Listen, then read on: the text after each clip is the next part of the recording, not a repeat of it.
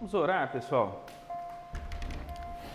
Senhor, não a nós, mas ao seu nome seja a honra, a glória, o poder, a majestade e o domínio. Nós te reconhecemos, Senhor, em todos os nossos caminhos.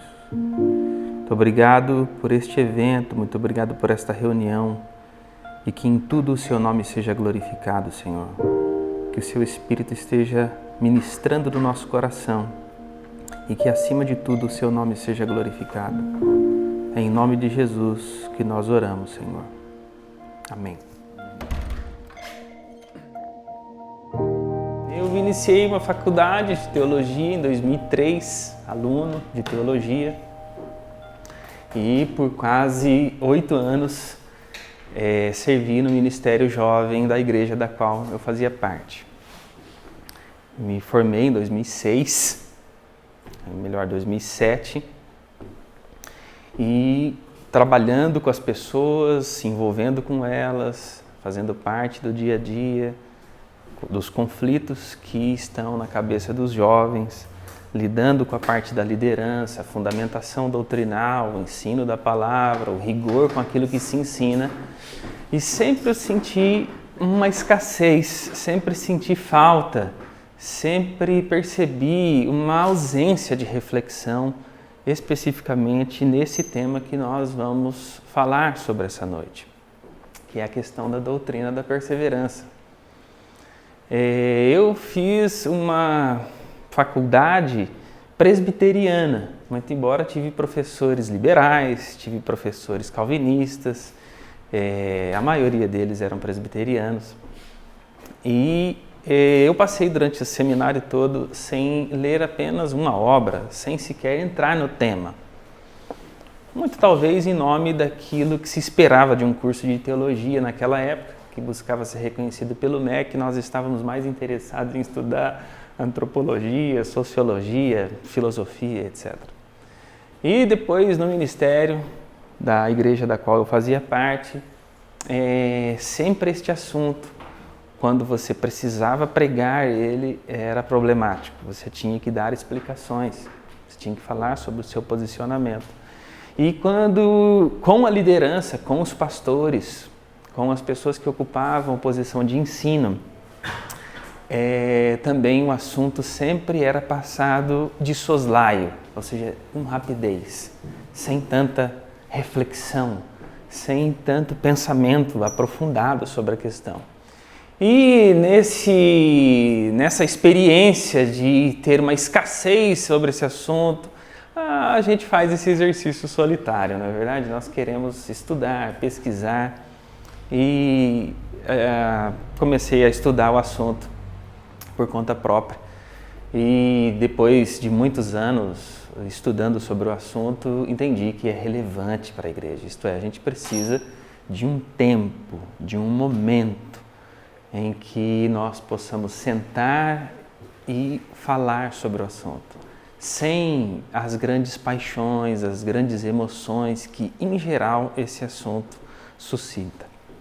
Eu digo isso porque já conversei com pastores, pessoas mais experimentadas que eu, e a gente percebe que ao chegar nesse ponto, você começa a fazer indagações, você começa a ler as escrituras, e os corações se aquecem e aí a gente perde a racionalidade, porque realmente o assunto, ele desperta. Olá, tudo bem-vindo? Tudo bem? Dá licença. Fique à vontade. Boa noite. Tudo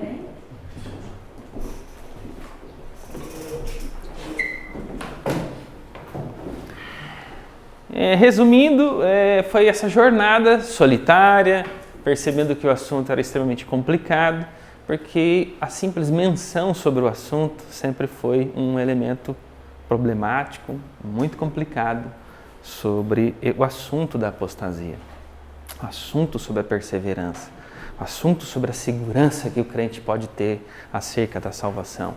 Então, eu percebi que sempre os posicionamentos nos quais a gente se agarra, não primeiramente, mas somente, ou seja, não são as questões preliminares, é na onde a gente se agarra totalmente. É o posicionamento em que as pessoas dizem, não, eu não acredito que o crente pode perder a salvação. E as pessoas que discordam desse pensamento dizem, não, o crente pode perder a salvação sim. Ou seja, é um assunto estanque, você não avança sobre isso. Parece que chegando aí, as pessoas ao se pronunciarem sobre esse fato, terminou a reflexão das Escrituras. Eu digo que terminou porque o que acontece? Ao não se aprofundar, a gente afoito, isso aconteceu já comigo também, acredito que é a experiência talvez de muitos de vocês, a gente quer resolver as questões se agarrando em um texto. Parece que se você encontra um texto que dá fundamentação para aquilo que você acredita, você não quer mais discutir sobre aquele assunto. Então, ao encontrar um texto ou outro, parece que o assunto se esgotou e não se pode falar mais sobre aquilo. Então, é para mim um motivo de profunda alegria, satisfação mesmo, de poder ter um espaço em que a gente consiga pensar, se aprofundar com calma, sem o coração acelerar sobre o tema, sobre o assunto. Passar pelas escolas, pelas tradições teológicas, do que essas escolas que estão aí há séculos defendendo o seu pensamento. Sabe? Então a gente imagina que séculos que estão sendo defendidos sobre a reflexão daquela escola, daquela tradição, pode ser superado apenas com a citação de um ou dois textos. Então é sobre isso, a doutrina da perseverança e qual é o significado, a importância dela para a vida prática, para a vida da igreja, o que ela impacta verdadeiramente na pastoral. Quando eu digo ali que a doutrina da perseverança, ela é necessária uma preocupação radicalmente pastoral, porque ela aparece na pastoral. Sabe, essas questões subjetivas, muito particulares, toda reflexão teológica, ela acontece com vazão na razão, nas estruturas e no modo de pensar. Mas essas questões subjetivas que tocam a vida das pessoas, que faz com que elas dizem, viu, existe essa preocupação, eu não sei como lidar com ela. Ou seja, essa preocupação subjetiva, essa preocupação legítima, verdadeira, que as pessoas manifestam, que cada um de nós temos em um ou outro momento. Ou seja, esta preocupação subjetiva, existencial, real, concreta, não no campo das ideias. Portanto, o assunto da perseverança, ela é uma preocupação radicalmente pastoral. Ou seja, é com as preocupações individuais, solitárias, legítimas, reais, verdadeiras é que nós temos que lidar. A gente não pode discutir a questão apenas doutrinariamente, dizendo eu acredito assim. Por quê? Porque as convicções teológicas mais profundas que devem dar as ferramentas e o instrumento para a pastoral. Elas devem aparecer lá na pastoral, as convicções teológicas mais profundas. A gente imagina que, olha, eu estudei a mais alta envergadura teológica, porém, na hora que eu vou conversar com um irmão, quando eu vou explicar para alguém, quando eu vou ensinar para o meu pai, quando eu vou ter que ensinar para minha mãe, aí estas convicções teológicas, que são profundas, são refletidas, elas estão elaboradas, defendidas racionalmente, com uma porção de texto, parece que elas têm que ficar escondidas, elas não podem aparecer, porque as pessoas não conhecem, elas não vão saber pensar sobre aquilo.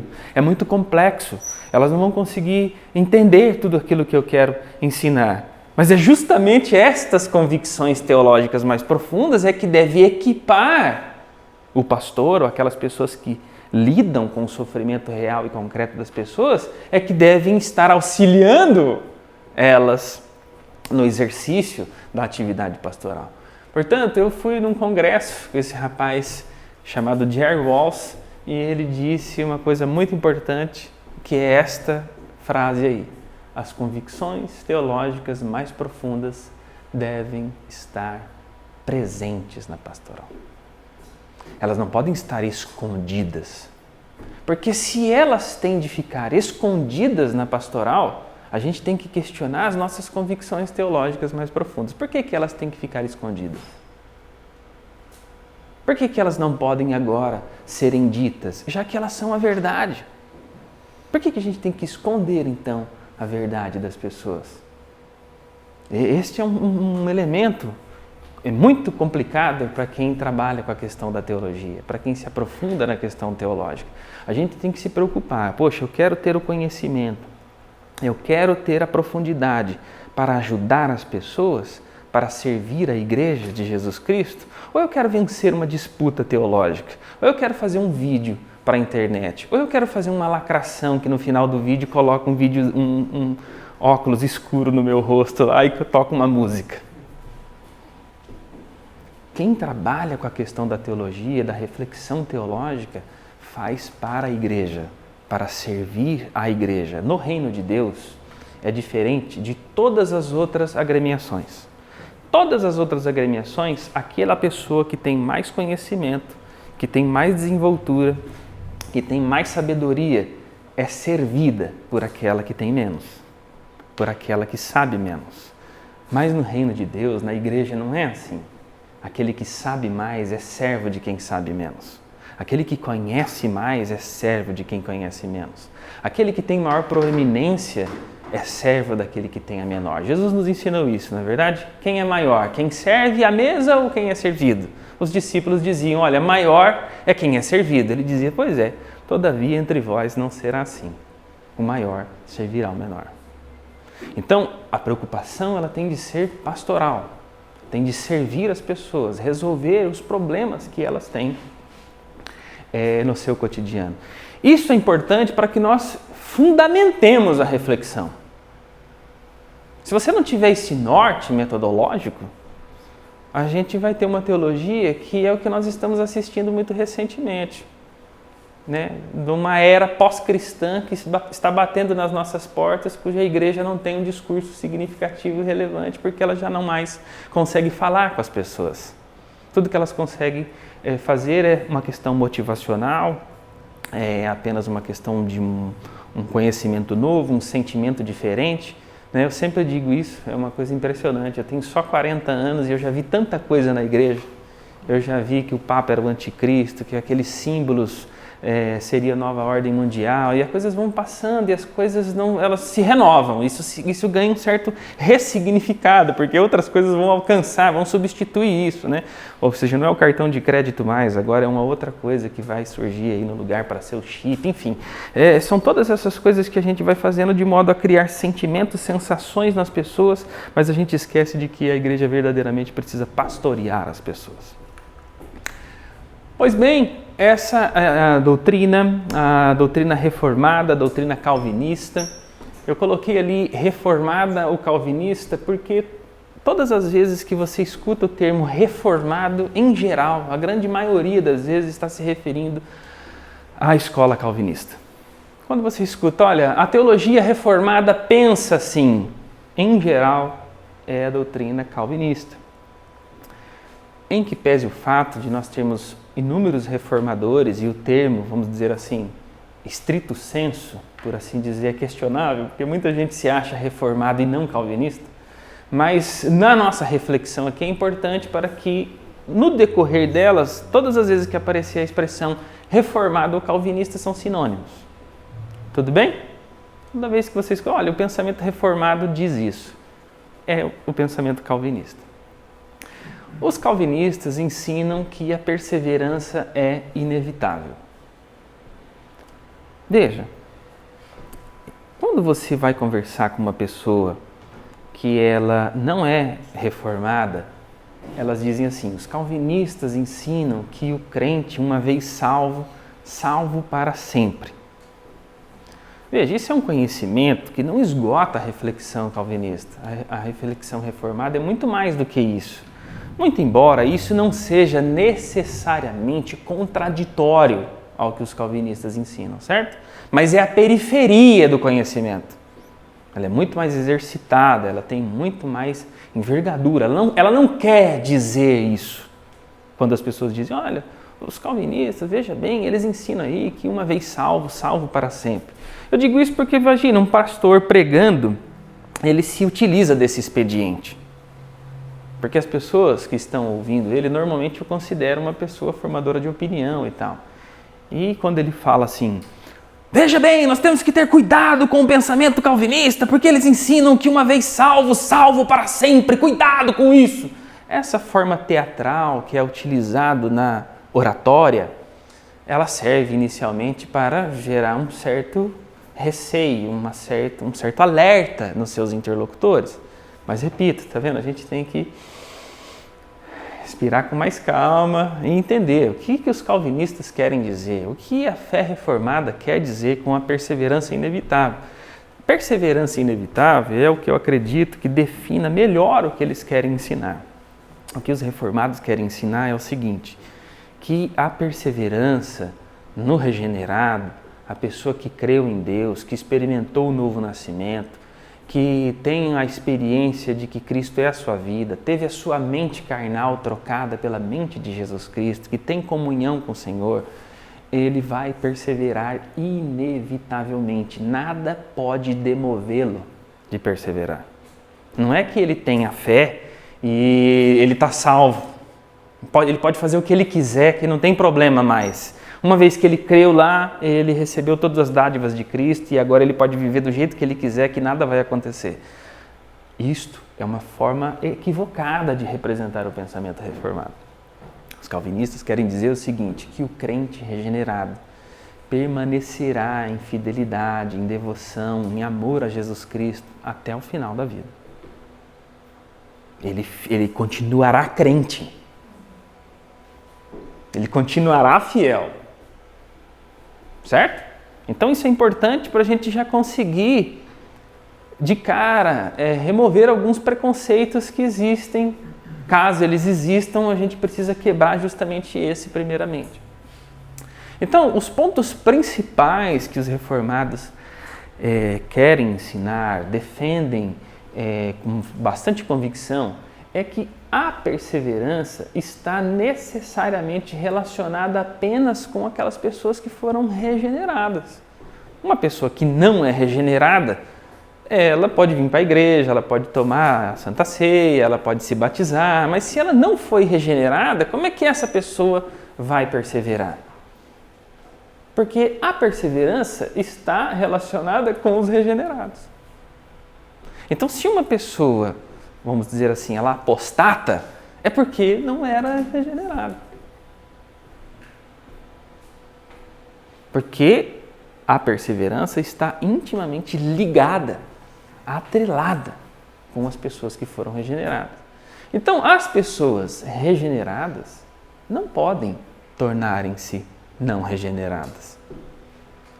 Aquela brincadeira do trava-língua, né? O original não se desoriginaliza, porque o original é originalizante. Não...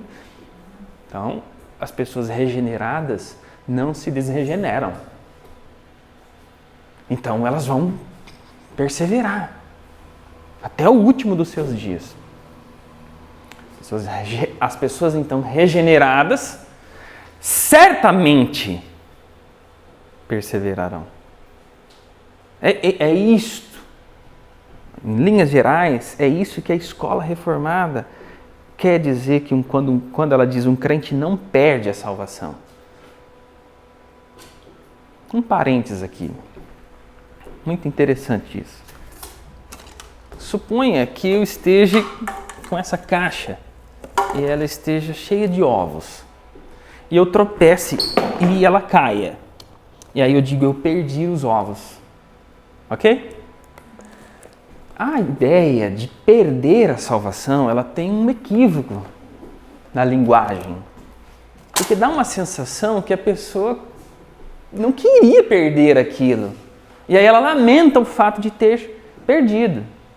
Então, quando os reformados dizem, olha, o crente não perde a salvação, eles não estão querendo dizer que de repente eles não tropecem, que eles não cometam pecados, que eles por vezes podem se afastar, por exemplo, da igreja, ter dificuldades morais, não tem mais interesse pelas escrituras, não está mais a fim de ler a Bíblia, seus relacionamentos talvez ficam complicados, mas ele é regenerado, ele experimentou a regeneração de Deus. E ao menos com o tempo, ao menos com o passar do tempo, Deus vai fazer com que o regenerado volte para a comunhão e para a intimidade com o Senhor. Então, eles, reformados, querem dizer que o crente não perde a salvação, que o crente, ele persevera. E a perseverança, ela é inevitável. O crente não consegue, ele não pode, ele não deixa de perseverar. Ele vai perseverar até o fim. Então, muito bem, vamos lá. Reformados, quando dizem que o crente não perde a salvação, ele não está querendo dizer que acontece um acidente e ele se priva daquilo que ele queria. Eles estão querendo dizer que o crente persevera, que o crente ficará firme junto com o Senhor. A posição, então, calvinista, ela não ensina que o regenerado não peque ou falhe em sua vida cristã. Não é isso. Então, imagina, um pastor reformado que batizou alguém, que conhece os frutos do Espírito Santo sobre uma pessoa e ela está ausente, ela está distante, ela aparenta estar distante do rebanho, é desanimada e etc. Ele diz assim, nós temos que ter esperança, irmãos, que Deus vai trazer ele de volta. Eu conheço esse rapaz, eu conheço os frutos que o Espírito Santo manifestou sobre a vida dele. Então, ainda que ele esteja em falha agora nesse momento, isso não significa que Deus não o trará novamente. Né? Tem um pastor reformado aqui no Brasil, esqueci o nome agora, ele é lá do Nordeste, ele diz assim, o crente, quando ele passa por momentos de dificuldade, então ele se prostra, ele talvez caia, talvez ele esteja... ele dá uma figura de que o crente ele está no mar e de que ele está exausto, ele está cansado, então ele se prostra, mas ele não cai nas águas, ele não vai se afogar, porque ele está no bote. Então, ainda que ele esteja em dificuldade, ele não está naufragado, certo? Então, essa é uma alusão para representar o fato de que os reformados não querem dizer que o crente não falha, ou que ele não pode atravessar noites escuras.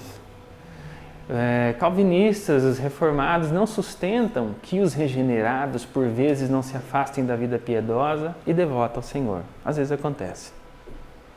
Nenhuma tradição está blindada de que o crente, às vezes, aparentemente se afasta do rebanho, aparentemente está com dificuldade na sua jornada e na sua caminhada cristã.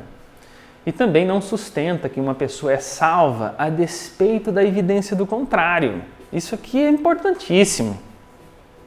Porque os reformados não querem dizer assim que uma pessoa que experimentou a graça de Deus, ela vive levianamente.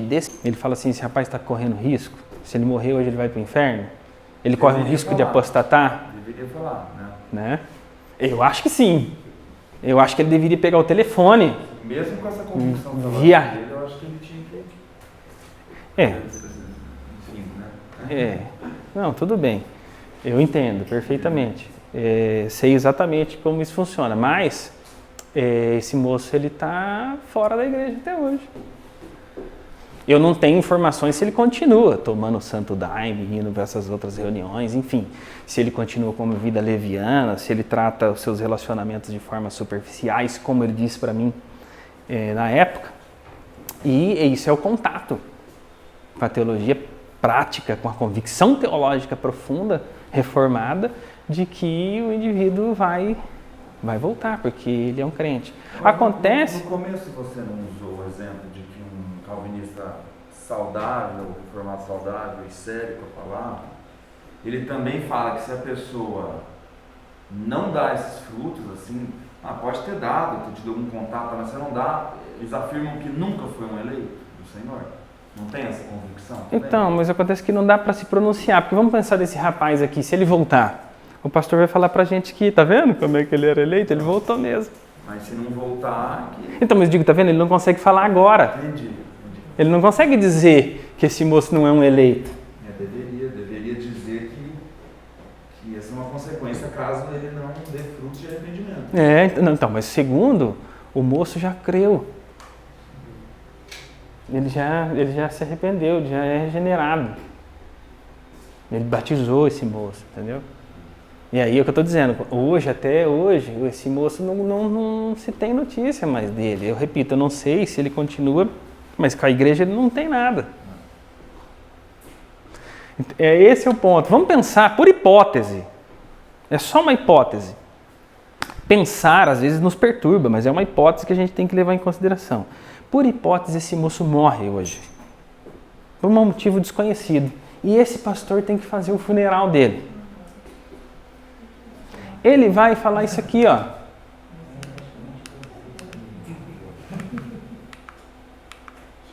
Ele vai falar isso aqui, ó. Que naquele ato de fé, de morte, ressurreição, que aquele moço creu, que os dons são irrevogáveis. Ele não vai falar assim, irmãos, eu tenho por mim que esse moço não era um eleito. Dá licença. Esse mecanismo pode funcionar também, por exemplo, para uma pessoa que aparentemente nunca teve uma conversão visível, nunca frequentou a igreja, né? E aí ela vem a falecer.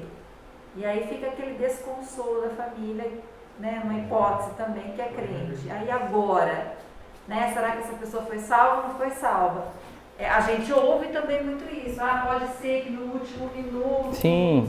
Ó, na pastoral...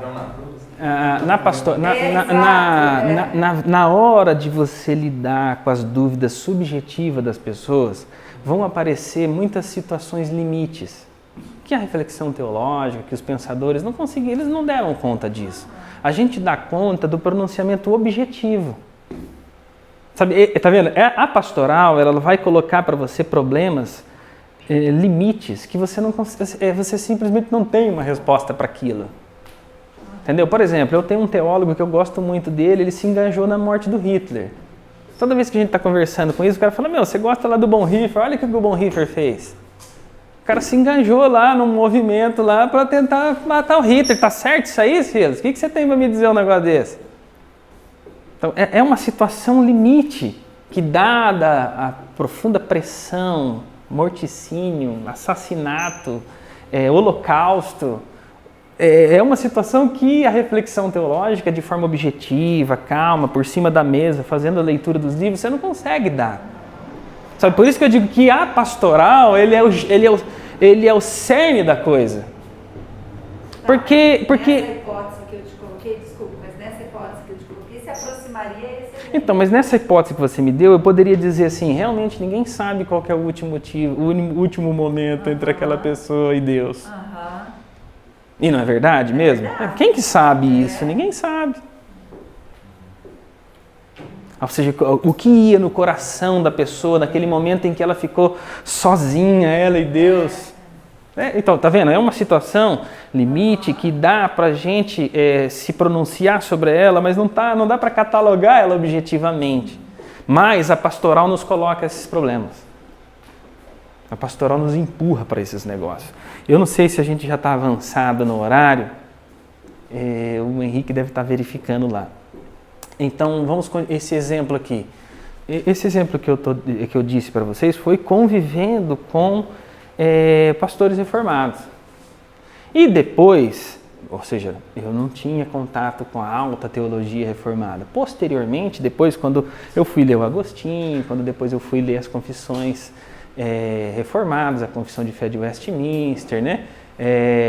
Não li tudo, porque é difícil ler as institutas, né? É uma linguagem medieval, é uma coisa bem complexa, é bem arcaico, mas os pontos principais de algumas questões fundamentais relacionadas à doutrina, você vai ter o conhecimento. E os posicionamentos dos grandes teólogos que representam aquela escola teológica sempre decorrem de uma cosmovisão mais profunda, mais elaborada, que é desenvolvida objetivamente e que todas as tradições vão ter problema na hora de lidar com a pastoral.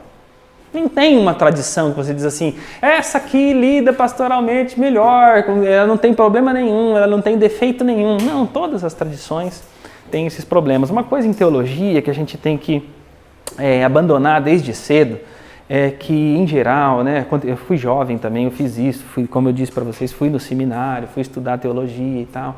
A gente quer o conhecimento porque é uma questão relacionada ao nosso interesse. ao nosso campo de conhecimento, que quer se aprofundar e tal. Mas repito, é na hora de servir a comunidade, de lidar com as pessoas, com o ser humano concreto, com essas pessoas que têm problemas dos mais diversos do ponto de vista subjetivo. E é nessa hora, que é o que eu estou dizendo, né? Se uma teologia ela tem dificuldade deste momento, pelo menos essa é a minha convicção, eu vejo ela com suspeita. Se ela não pode, justamente neste momento, se pronunciar acerca das suas convicções, ela tem que escondê-la. Que deve existir algum problema, é uma suspeita com relação à convicção teológica mais profunda. Então, Silas, uma pergunta a respeito da afirmação do Joseph Dylan. Ele disse que é um ato de um momento e é irrevogável. Isso. Então, se a pessoa creu uma vez, ela foi salva e aquilo jamais é tirado dela. Isso, meu, tá aqui nesse livro. Que chega do ponto de vista dele. Vamos lá, deixa eu pegar ela aqui. Deixa eu pegar ela no campo mais... Pensar assim, poxa, tem aquelas pessoas que creram em um determinado momento da vida, mas em outro determinado momento se afastaram. 5 minutinhos de libera. Será que elas continuam com a salvação? Ou será que elas...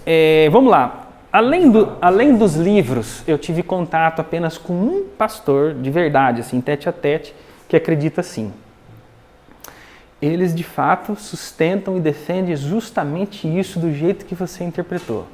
Basta a pessoa... Crer uma vez. Se ela creu em Jesus Cristo, aquele ato sincero, verdadeiro, de que Jesus é o Cristo, Ele é o Filho de Deus bendito, morreu na cruz no meu lugar. Eu recebo, é imputado sobre mim todos os méritos de Cristo, de modo que os dons e a vocação e as dádivas de Deus são irrevogáveis. É per si, é meu, foi imputado. É como se eu recebesse, há uma analogia interessante, é como se eu recebesse uma tatuagem. Aliás, um desses pensadores dizem justamente isso. Ou seja, a salvação é como você fazer uma tatuagem. Essa analogia é perfeita. Se você se arrepender no momento seguinte de fazer a tatuagem, você não tem como tirar mais ela. Você pode ter feito e falar, agora não quero mais. Mas ela está em você. Mesmo que se a gente vê que a pessoa se afastou da verdade, a salvação não é tirada dela. O texto eu não trouxe aqui, senão eu continuaria lendo para você. O autor vai criticar isso, ele vai dizer assim, apesar de quaisquer e todas as eventualidades, será que o Dilo quer dizer com isso que inclusive a pessoa apostata? Porque a palavra irrevogável deixa a gente... Veja, não importa o estado do crente. Tá? Essa escola ela é caracterizada pela ideia de que a salvação não tem absolutamente nada de obras, nada que o ser humano faça.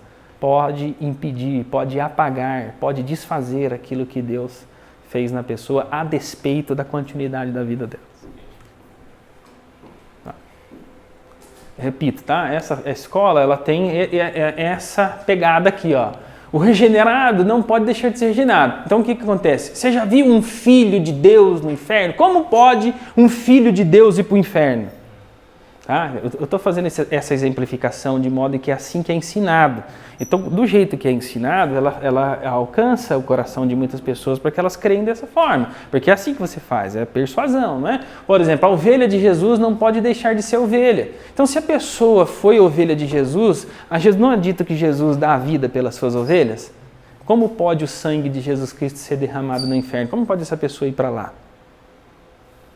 Outro detalhe, a expiação de Jesus Cristo é vicária, ela é substitutiva. Se Jesus morreu pela sua ovelha, como que essa ovelha pode fazer alguma coisa para sair de perto de Jesus? Como é que ela vai perder a salvação? Se Jesus morreu na cruz no lugar dela, ela vai pagar lá no inferno a segunda vez o benefício que Jesus já pagou para ela aqui na cruz? Como é que pode ela ir de novo para lá se Jesus já morreu na cruz no lugar dela? Ele vai pagar pelo pecado 2 vezes? Fica difícil de assimilar quando a gente tem pessoas do nosso convívio que a gente vê que aceitaram realmente, acolheram a verdade. Mas em um determinado momento elas se afastam da verdade. A gente tem que crer que em algum momento ela foi salva, mas ela não continuou na verdade. Então gera um certo conflito na nossa mente. Uhum. Como é que é irrevogável se aquela pessoa se afastou da verdade? Então, o argumento é que ela nunca foi salva. Os reformados vão dizer que ela de verdade não foi. Porque se fosse, um reformado diria o seguinte, elas saíram do nosso meio, para revelar que elas não eram dos nossos. Porque se fosse dos nossos, ela permaneceria. Nesse caso, em ambos os casos, a graça evanescente ela tem efeito. Porque daí também poderia ser uma resposta do calvinista. A ideia da graça evanescente não existe aqui, porque a graça não esvanece, porque a salvação é inevitável. Independe da perseverança. Tá? Então, a graça evanescente, né, que na verdade é fé temporária, então a gente vai entrar em todos esses assuntos depois quando a gente for se aprofundar na ideia da cosmovisão reformada. Tá? Pois não? Só mais uma coisa aqui. O que acontece que eu vejo? O que a gente erra? Aí ela foi regenerada. Como você sabe disso? Ah, porque ela deu tudo.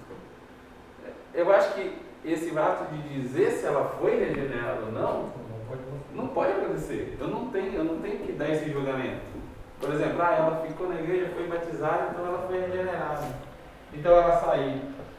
Sabe, eu acho que não tem tópicos ou características que me dá autoridade, ou sei lá, como que eu posso dizer, de dar certeza que ela foi regenerada. Nós vamos entrar justamente na questão da certeza em breve. Vai entrar. A questão da certeza é fundamental. Igual, por exemplo, o exemplo que deram, a pessoa, eu vi que a pessoa realmente creu. Como que você viu isso?